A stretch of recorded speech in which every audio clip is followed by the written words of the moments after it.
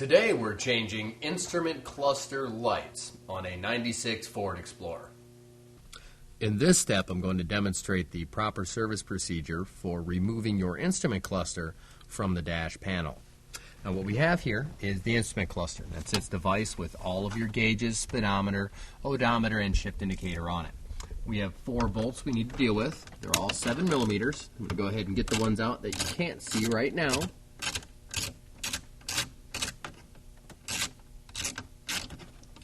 There's one right there. We'll go ahead and put it in the magnetic tray for later reinstallation. We got one more up top right here.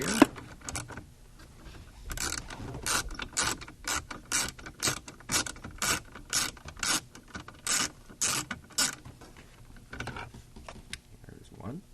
Go ahead and put it in the dash. And we have some bolts right here. They're pretty much identical to the other ones, just on the other side. Typical lefty-loosey, righty-tighty kind of bolt. The farther into the interior you get, the less the manufacturer wants you playing around inside of it.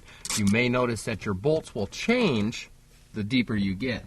As you can see up here on the instrument panel itself, in order to disassemble it, you will need some Torx bits, some very small. Those look like maybe a T20, possibly even like a T15. I'm going to go ahead and pull our last cluster bolt. And when you get into the computers, disassembling them, they'll actually have tamper-proof Torx bits. Here, go ahead and slip out our last bolt.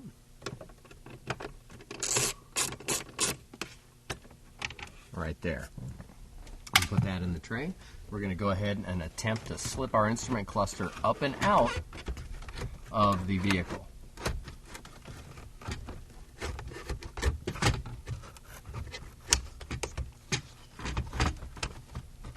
We're going to have a whole bunch of connectors to deal with, but as you can see, we have exposed where the light bulbs go, right here.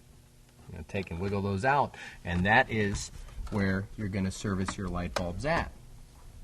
Now that is the proper service procedure for dismounting your instrument cluster from the instrument panel itself.